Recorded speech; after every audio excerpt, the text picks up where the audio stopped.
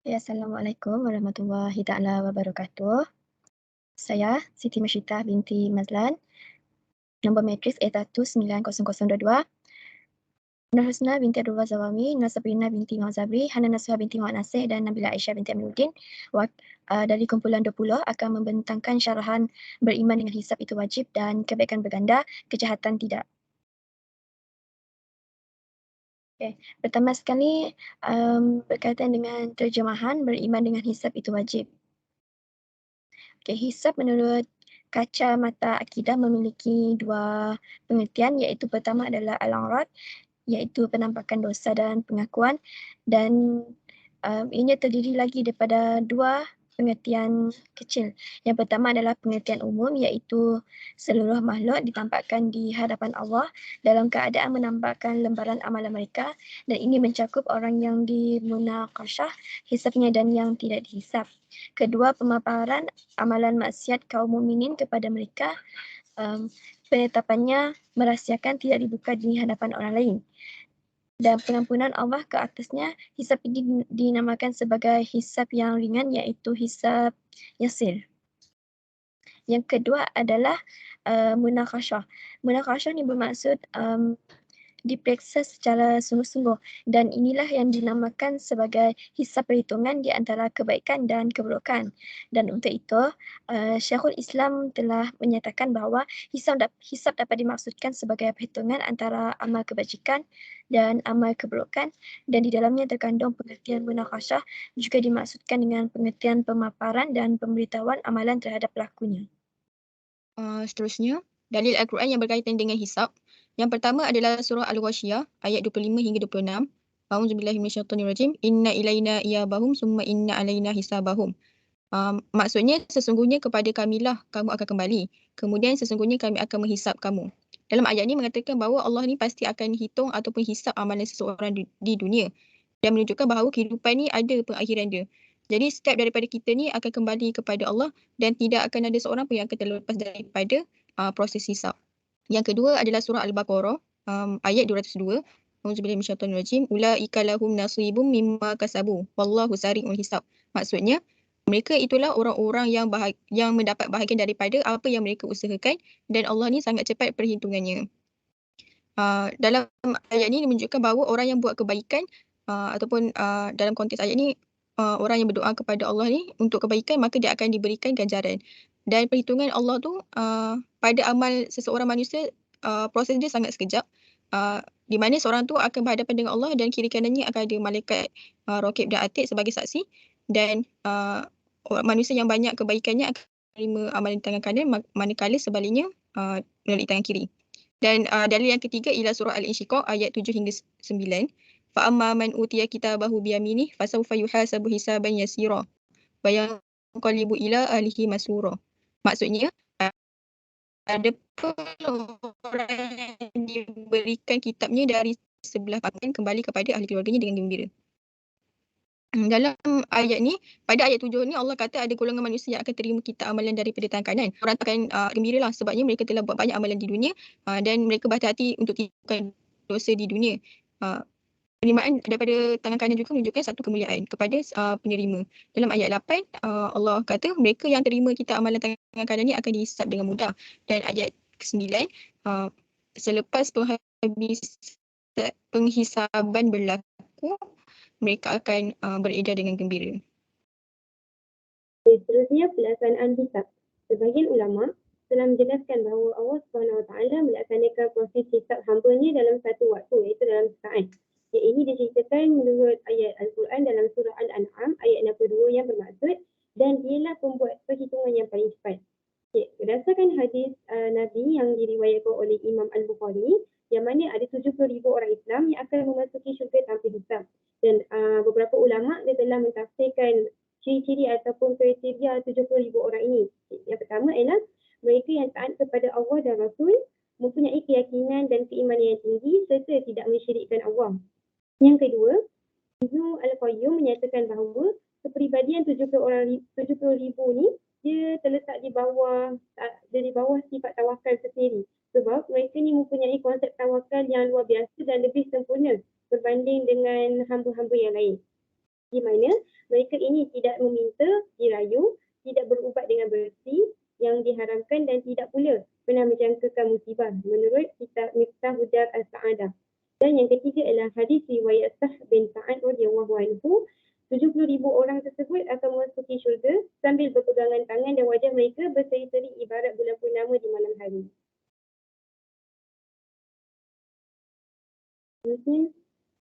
Baiklah, seterusnya kita pergi kepada jenis hisab seperti yang dinyatakan di dalam hadis riwayat Ibnu Umar radhiyallahu anhu dan hadis riwayat Anas bin Malik radhiyallahu anhu. Di sini dapat kita lihat terdapat dua jenis hisab, iaitu kepada orang beriman dan juga kepada orang kafir dan munafik. Kepada orang beriman, Allah menghisab mereka dengan al-arad, iaitu Allah menampakkan dosa mereka dan bertanyakan tentang pengakuan mereka. Di mana Allah bertanya, adakah kamu tahu dosa ini? Dan mereka mengakui bahawa mereka tahu itu adalah dosa disebabkan mereka melihat bahawa mereka akan binasa. Allah menutup amalan mereka dari orang lain, iaitu Allah menunjukkan amalan mereka kepada mereka sahaja. Dan Allah mengampuni mereka dan memberi buku amalan mereka dan mereka menerima dengan tangan kanan. Bagi orang kafir dan juga munafik, Allah telah memperlihatkan kekafiran mereka dan berkatalah saksi-saksi mengenai kekufuran mereka di dunia. Berbeza dengan orang yang beriman di mana Allah telah menutup amalan mereka dan menghisab mereka secara al-arad sahaja. Seterusnya ialah hadis yang diriwayatkan oleh Anas bin Malik. Melihat kepada hadis berikut, adalah seorang hamba bertanyakan tentang perlindungan Allah terhadap dirinya dari kezaliman di dunia. Dan Allah menjawab bahawa dia telah melindunginya, iaitu melindungi hambanya. Hamba itu pula ingin menjadikan anggota badannya sebagai saksi perbuatannya di dunia dan Allah mengizinkannya menjadi saksi kepada perbuatannya di dunia dan anggota badannya bercakap semasa di akhirat. Di sini menunjukkan bahawa terdapat satu timbangan amalan secara munaqasyah, iaitu secara dengan penuh bersungguh-sungguh. Seterusnya ialah hikmah hisab. Pertama, takut melakukan dosa kerana semua perbuatan akan dihisab kelak. Segala perbuatan kita di dunia ni akan dipertanggungjawabkan dan diadili oleh Allah di akhirat. Setiap orang tidak akan terlepas daripada perhitungan yang adil dan sebagai seorang yang berakal, kita ni hendaklah mempersiapkan diri melakukan banyak amal kebaikan. Seterusnya, menunjukkan keagungan dan kekuasaan Allah Subhanahu Wa Taala. Di akhirat nanti seluruh makhluk akan mempercayai keagungan kuasa Allah Subhanahu Wa Taala. Mereka tidak lagi berani membantah setelah melihat kenyataan dan kebenaran ada di bawah kekuasaan Allah Subhanahu Wa Taala, sama ada semasa hidup di dunia maupun di akhirat. Seterusnya, mendorong manusia supaya menegakkan keadilan dan menjauhi kezaliman. Hal ini kerana dapat menghapuskan kezaliman merupakan garis panduan yang telah ditetapkan oleh Allah Subhanahu Wa Taala dan disebut dalam Al-Quran. Oleh itu Islam menghendaki agar keadilan ditegakkan. Seterusnya, menggalakkan manusia melakukan kebaikan untuk mendapatkan ganjaran daripada Allah Subhanahu Wa Taala di dunia dan di akhirat. Islam ni merupakan agama yang memperjuangkan kebaikan dan segala perbuatan baik. Islam juga menggesa umatnya untuk berlumba-lumba melakukan kebaikan. Seterusnya, kepentingan hisab. Pertama, untuk memberi motivasi ke arah melakukan amalan soleh. Umat Islam dituntut untuk melakukan kebaikan selain mengajak orang lain ke arah kebaikan. Apa sahaja bentuk keburukan dan kemungkaran ditegah Islam secara mutlak. Seterusnya, untuk membentuk masyarakat yang sanggup berjihad mempertahankan kesucian Islam. Jelaslah bahawa Islam yang sampai kepada manusia pada hari ini adalah agama sama seperti mana yang disampaikan oleh Rasulullah SAW berdasarkan sumber yang paling berautoriti, iaitu Al-Quran dan Sunnah. Dengan memahami perkara asas tersebut, ketinggian martabat Islam dapat dipelihara. Seterusnya, dapat melahirkan pemimpin yang menjalankan tugas dengan jujur, amanah dan bersungguh-sungguh.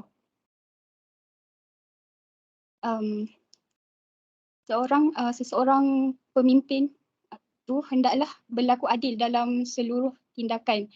Jika keadilan ditegakkan, segala bentuk kezaliman, penindasan dan penyelewengan atau penyalahgunaan kuasa dapat dielakkan. Seterusnya, melahirkan masyarakat yang sentiasa bersaing untuk melakukan kebajikan. Sesungguhnya Islam ni memandang mulia dan menganjurkan seluruh masyarakat untuk memupuk semangat kesukarelawanan untuk membantu golongan yang berada dalam kesusahan. Oleh itu, kita perlu berusaha untuk saling menjaga kebajikan ahli masyarakat, merangkumi seluruh aspek kehidupan seperti yang dijelaskan dalam Al-Quran dan hadis. Terusnya, agar manusia tidak menyimpang dari matlamat hidup. Manusia ni haruslah menyedari bahawa kehidupan nanti akan diadili dan satu-satunya tujuan hidup ialah untuk mencapai keredaan Allah SWT bagi membolehkan layak menerima balasan baik di hari akhirat. Seterusnya.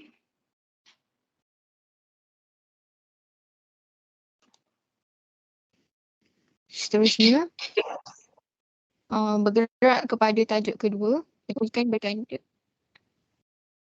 Seterusnya kembali kepada tajuk kedua iaitu kebaikan berganda dan kejahatan tidak. Dalam bait 101, fasayyi'atu indahu bil mis wal hasanatu du'ifat bil fadl. Maksudnya kejahatan di sisinya seumpamanya dan kebaikan digandakan dengan limpah kurnia Allah. Perkara keburukan ni ialah perkara yang dicela orang yang membuatnya daripada segi syarak, dan perkara kebaikan ni ialah apa yang dipuji pelakunya dari segi syarak, kerana orang yang melakukan kebaikan tu akan memperbaikkan wajahnya ketika orang melihatnya.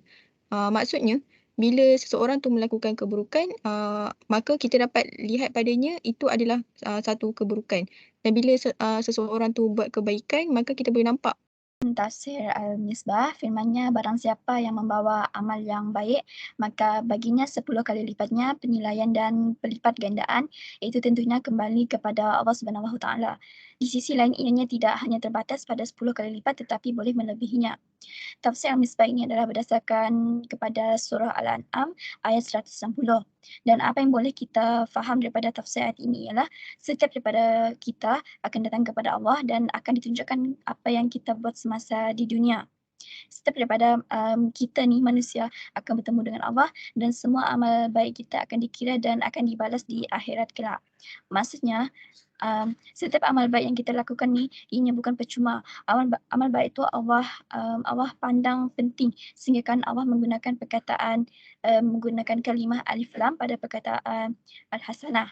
Dan kadang-kadang manusia ni kita tak tahu pun perbuatan yang kita lakukan tu ada pahala ataupun tidak. Contohnya kita selalu tersenyum kepada orang lain. Kita tak tahu pun bahawa senyuman tu betul boleh membawakan kebaikan pahala kita kepada Allah Subhanahu Wa Taala. Jadi yang seterusnya ialah surah Al-Baqarah ayat 261. Maksudnya, bandingan orang-orang yang membelanjakan hartanya pada jalan Allah ialah sama seperti biji benih yang tumbuh menerbitkan 7 tangkai. Tiap-tiap tangkai itu pula mengandungi 100 biji, dan ingatlah Allah akan melipat gandakan pahala bagi sesiapa yang dikehendakinya. Dan Allah maha luas kurniaannya, dan Allah sangat luas pengetahuannya. Dalam ayat ni, Allah menggalakkan manusia untuk melakukan kebaikan dalam bentuk sedekah terutamanya. Dan dalam ini juga menyatakan bahawa satu biji benih boleh menghasilkan banyak cabang pohon dan juga menghasilkan buah. Dan maksudnya daripada kita sedekah satu perkara, ia boleh dilipat gandakan kepada 100 dan 200 macam. So perkataan Sanabil itu sendiri menunjukkan perkataan yang jamak. Maksudnya perkembangan ataupun percambahan tangkai-tangkai itu adalah banyak sehingga tidak terjangkau. Dan ayat ni juga menunjukkan bahawa benarlah apa-apa kebaikan yang dibuat tu akan dilipat gandakan ganjarannya. Seterusnya kita bergerak kepada dari surah An-Nisa ayat 48 yang bermaksud, sesungguhnya Allah tidak akan mengampunkan dosa syirik dan akan mengampunkan dosa yang lain dari itu bagi sesiapa yang dikehendakinya. Dan sesiapa yang mempersekutukan Allah dengan sesuatu yang lain, maka sesungguhnya ia telah melakukan dosa yang besar. Dalil ini membuktikan bahawa syirik ini merupakan satu kekufuran yang besar sehingga tidak diampunkan oleh Allah. Menurut Imam Az-Zahibi dalam kitabnya Al-Kabair, syirik ialah menjadikan sesuatu sebagai tandingan bagi Allah seperti pokok, padahal Allah lah yang mencipta pokok tersebut. Kita sebagai makhluk, adakah kita mahu menyembah makhluk juga sebagai Tuhan kita? Semestinya tidak. Kita perlu melihat kepada pencipta makhluk tersebut. Dan di situ kita dapati bahawa Allah adalah Tuhan yang sebenarnya dan bukannya makhluk ciptaan manusia ataupun makhluk ciptaan Allah itu sendiri. Dan hal ini menunjukkan bahawa syirik ini adalah sebesar-besar dosa yang Allah nyatakan bahawa Allah tidak akan mengampunkan dosa orang-orang yang melakukan syirik ke atasnya. Seterusnya ialah hadis yang diriwayatkan oleh Ibnu Abbas radhiyallahu anhu.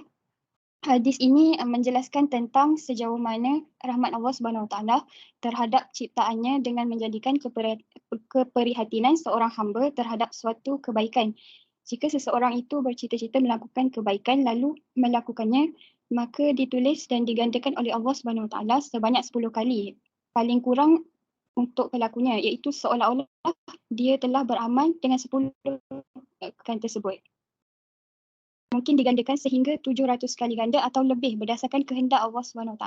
Dan sesiapa yang bercita-cita untuk melakukan kebaikan sedangkan dia belum melakukannya, ditulis untuknya suatu kebajikan, iaitu seolah-olah dia telah melakukannya sekali. Manakala sesiapa yang bercita-cita melakukan kejahatan lalu dia meninggalkannya kerana takut atau malu kepada Allah SWT, maka ditulis baginya satu pahala. Kesimpulannya, tiada seorang pun daripada manusia akan dicederakan pada hari pengiraan amal. Dialah Allah yang Maha Esa atas setiap sesuatu. Allah yang Maha Kuasa akan menetapkan timbangan yang benar. Semua amalan manusia tidak terlepas sama ada baik atau buruk. Cuma caranya sahaja yang tidak dapat difikirkan oleh manusia. Segala-galanya diketahui oleh Allah SWT walaupun itu hanya sebesar zarah. Bila bagi kesimpulan tajuk kedua, berdasarkan dalil yang terang lagi jelas, ia menunjukkan bahawa Allah itu Maha Penyayang kepada hamba-hambanya. Sekecil-kecil kebaikan yang dilakukan manusia, Allah memberi ganjaran dan menggandakannya. Apatah lagi perkara yang besar. Berkaitan dengan kejahatan ataupun dosa yang manusia lakukan, Allah tidak menggandakan kejahatan yang manusia lakukan walaupun bermula dari niat. Sebagai hamba Allah yang dapat merasai pelbagai nikmat pemberiannya, kita seharusnya rasa bersyukur dengan seikhlasnya kerana Allah menunjukkan sifat penyayangnya kepada hambanya meskipun hambanya itu bergelumang dengan dosa. Sekian sahaja dari kami. Terima kasih.